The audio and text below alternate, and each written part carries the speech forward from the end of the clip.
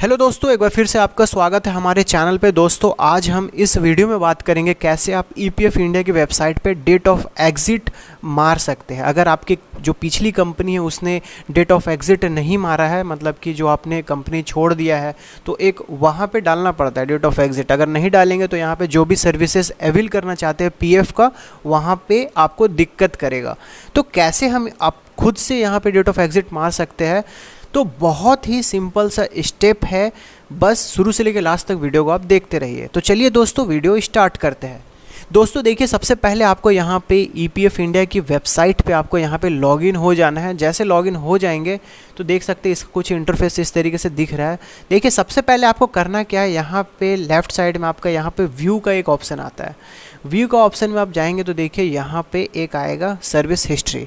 इससे ये पता चलेगा कि कौन से कंपनी में आपने काम किया है, वो पूरा डेटा आपका आ जाएगा। कब ज्वाइनिंग हुआ है, कब आपने एग्ज़िट हुआ है, अगर नहीं हुआ है तो वो आ जाएगा आपका। तो सर्विस हिस्ट्री में हम यहाँ पे चेक करेंगे। चेक करने के बाद जैसे कि आप देखिए यहाँ पे हमारा खुल के आ रहा है। अगर आप देखेंगे यहाँ पे 1 2 3 टोटल 3 कंपनी यहाँ पे लिखा गया है।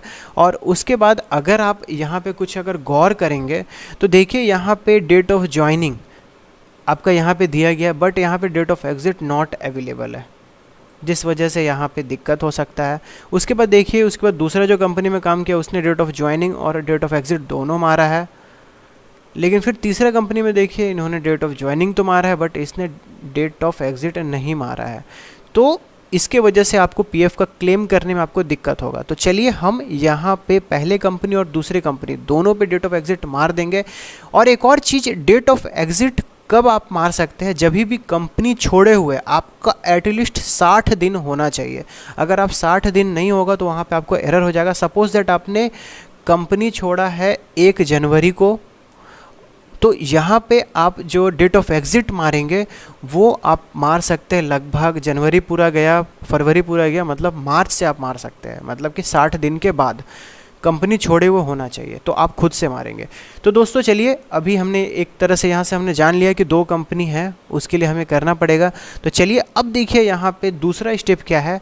सबसे पहले तो देखिए आपको मैनेज में जाना है। मैनेज में जाने के बाद देखिए मार्क एग्जिट, यहाँ पे बस आपको सिंपल सा क्लिक करना है।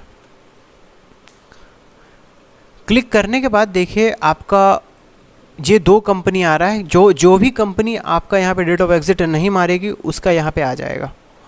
तो सबसे पहले तो आपको सेलेक्ट कर लीजिए कौन सा कंपनी पे आपको डेट ऑफ एग्जिट मारना। तो सबसे पहले मैं जेडी टेक सर्विसेज में मैं यहाँ पे डाल रहा हूँ।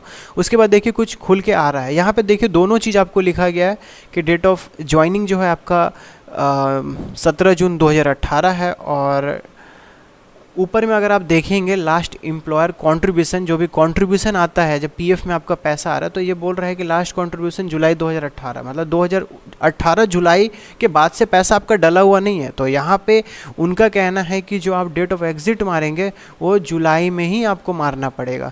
आप देख सकते हैं यहाँ पे मुझे ऑप्शन नहीं आ रहा है चूज़ करने का कि मैं यहाँ पे अगस्त डालूँ या बाद में कोई भी डेट डाल सकता हूँ। लेकिन देखिए यहाँ पे आ रहा है जुलाई आ रहा है, क्योंकि जुलाई में लास्ट कंट्रीब्यूशन गया, तो इस हिसाब से इन्होंने फेच कर लिया कि इसका पैसा अपडेट नहीं हो रहा है इस एम्प्लॉयर की तरफ से, तो डेट ऑफ एग्जिट यहाँ होना चाहिए। तो अब मैं मार देता हूँ यहाँ पे महीने का आखिरी मैं ले लेता हूँ 31। अगर आपको एग्जैक्टली पता है डॉक्यूमेंट के साथ में कि आपने कौन सा डेट पे मारा है, तो वहाँ पे वो डेट मेंशन कर दीजिए लास्ट ज्वाइनिंग का, मतलब जो भी लास्ट आपने वर्किंग डेज किया है। अगर नहीं तो लास्ट डेट मंथ का डेट मार दीजिए। और यहाँ पे सिंपल सा वही चीज़ करेंगे, reselect the date of exit. तो मतलब कि समझ लीजिए कंफर्म करते हैं उस। तो दोस्तों यहाँ पे देख सकते हैं क्या क्या रीज़न है। बहुत सारा 4 रीज़न वैसे आपको देखने को मिला। रिटायरमेंट है, कुछ डिसेबिलिटी आपका हो गया, या फिर कुछ है।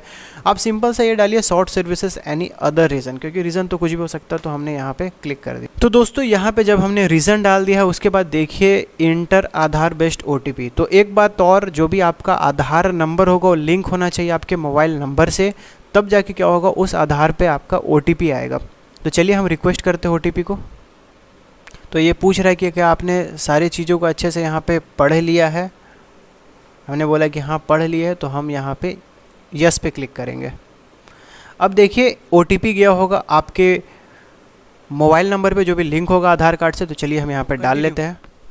तो दोस्तों यहाँ पे देख सकते हैं हमने यहाँ पे आधार OTP भी डाल दिया है। डालने के बाद थोड़ा सा नीचे स्क्रॉल डाउन करें और देखिए यहाँ पे एक आ रहा है, I have read the below point carefully. जो भी पॉइंट है वो आपने अच्छे से भर लिया। अब यहाँ पे टिक करना है आपको, बस टिक करेंगे, ब्लू टिक आपका जैसा हो जाएगा। फिर थोड़ा सा हम नीचे आ जाएंगे तो देखिए यहाँ पे सबमिट का बटन यहाँ पे दिया गया है। तो चलिए हम यहाँ पे क्लिक कर लेते हैं। ये भी पूछ रहा है कि क्या आपने श्योर है, जो भी आपने यहाँ पे डिटेल डाला है हम यहाँ पे श्योर है, अपडेट पे हम यहाँ पे डाल देते हैं।